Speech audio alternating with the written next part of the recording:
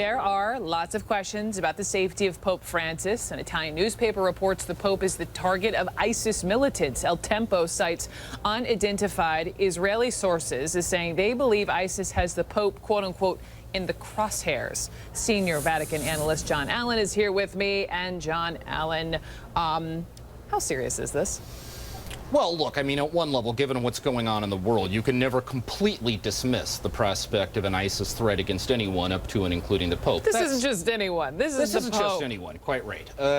However, that said, the Vatican publicly is very much playing this down, saying they don't believe this is serious, there's no climate of alarm, and that, of course, is in part because of the nature of the report itself. As you said, a report in an Italian newspaper citing unnamed sources in Israeli intelligence talking about a kind of hypothetical potential threat against the Pope. There's no suggestion of any hard intelligence that would tell you that a plot is actually imminent.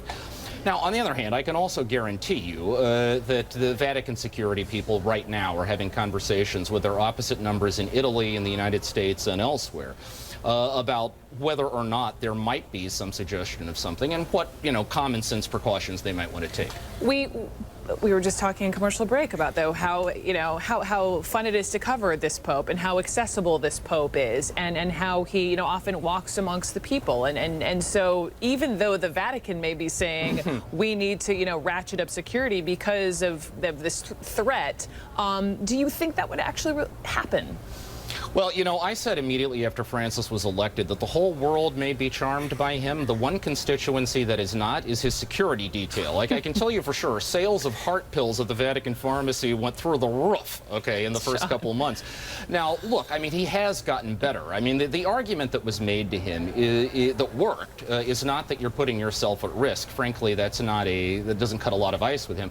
The argument that worked was you're making life more difficult for the people who are charged with keeping you safe. Okay. And that moved him. And so if we've seen in public the kind of evolution of Francis. He's much more willing to allow his security detail to get in place before he hops off the Jeep or plunges into a crowd. He is. That's what we don't see. That's what we're not aware of. He's more willing to, when people want to hand him things, he makes sure that one of the security guys goes through it, does a kind of cursory examination before he takes it and stuff like that. Now, that said, look, keeping any world leader right now safe is a hard job.